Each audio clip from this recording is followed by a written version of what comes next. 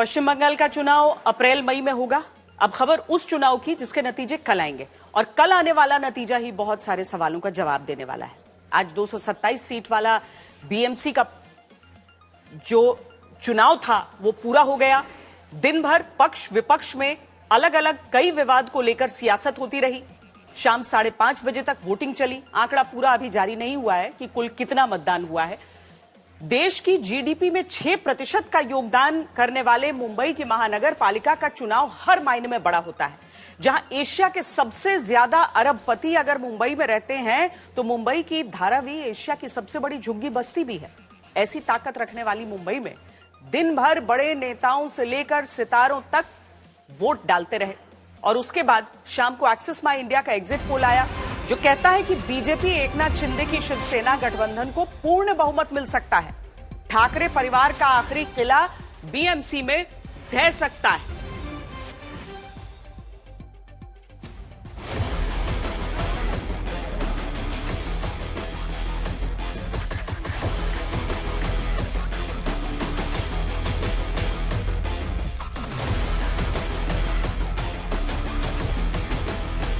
चुनाव में हमारी जीत ये पक्की दिखती है, क्योंकि अभी से अगर हमारा विपक्ष कल की हार के बाद क्या बोलना है इसकी प्रैक्टिस कर रहा है तो मुझे लगता है कि ये जो मुझसे बची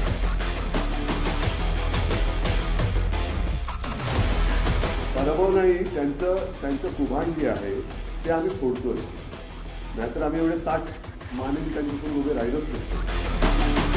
उद्धव ठाकरे और राज ठाकरे अगर एक साथ आए हैं तो समझ लो कि मुंबई की मराठी जनता भी एक साथ हो गई है, एकजुट हो गई है।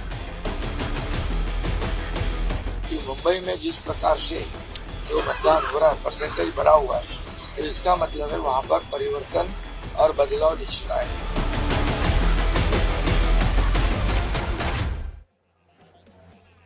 एक्सिस माई इंडिया के बीएमसी वाले एग्जिट पोल की 5 बड़ी बातें आपको हम बता दें। पहली बड़ी बात, 1996 से लगातार बीएमसी पर अपना मेयर बनवाते आ रहे ठाकरे परिवार और पार्टी का पहली बार अब किला बचता नहीं दिख रहा, क्योंकि शिवसेना, यूबीटी और राज ठाकरे की पार्टी को 58 से 68 सीटों का अनुमान एग्जिट पोल में जताया गया है। दूसरी बड़ी बात, बीजेपी और शिवसेना शिंदे को जो गठबंधन है उसको पूर्ण बहुमत 131 से 151 सीट तक का मिल सकता है। 227 वार्ड में 124 का बहुमत होना चाहिए। तीसरी बड़ी बात, मुंबई में पहली बार कमल खिल सकता है, देवेंद्र फडणवीस की ताकत और बढ़ सकती है। चौथी बड़ी बात, 20 साल बाद राज ठाकरे और उद्धव ठाकरे का साथ आना भी किसी काम आता नहीं दिख रहा, या यूं कहें कि शिवसेना से अलग होने और अपनी पार्टी बनाने के बाद पहली बार राज और उद्धव साथ आए, फिर भी करो या मरो वाले चुनाव में एग्जिट पोल में कामयाबी मिलती नहीं दिख रही है। पांचवी बड़ी बात, एक सवाल है कि क्या कांग्रेस का अलग होकर लड़ना नुकसानदायक उद्धव ठाकरे के लिए साबित हो गया है, क्योंकि कांग्रेस गठबंधन जो अलग बनाकर लड़ी उसका वोट शेयर अगर उद्धव के गठबंधन से जुड़ता तो एग्जिट पोल में वो बीजेपी शिवसेना के वोट शेयर से ज्यादा होता है। जिस मुंबई में बीजेपी का आज तक मेयर नहीं बन पाया, जहां बीजेपी पहले से मजबूत है, विधानसभा में बीजेपी ने रिकॉर्ड 132 सीटें जीती। सवाल है कि क्या जिस मुंबई से अटल जी ने कहा था कि अंधेरा छटेगा कमल खिलेगा, वहां पहली बार कमल देवेंद्र फडणवीस खिला पाएंगे? और अगर हां तो 4 तस्वीरें दिखाते हैं। खबरदार करता सवाल है कि क्या अब जबकि 9 साल बाद और 3.5 साल की देरी के बाद बीएमसी का चुनाव पूरा हो रहा है तो तस्वीर भी बदलेगी? क्या अब मुंबई में बारिश के बाद पानी नहीं भरेगा? क्या अब मॉनसून में मुंबई रेंगने के लिए मजबूर नहीं होगी? क्या देश में सबसे ज्यादा टैक्स जिस शहर के नागरिक देते हैं वहां गड्ढा जान नहीं लेगा? क्या मीठी नदी जिस पर सैकड़ों करोड़ रुपए खर्च किए जा चुके हैं वाकई उसकी तस्वीर बदलेगी? और क्या हिंदी मराठी का विवाद अब धीरे धीरे खत्म होगा? मुंबई की सबसे पुरानी और जानलेवा समस्या सड़कों पर पानी भरना है। 2025 में बीएमसी ने 386 फ्लडिंग स्पॉट्स पहचाने और हर साल औसतन 65 नए स्पॉट जुड़ रहे हैं।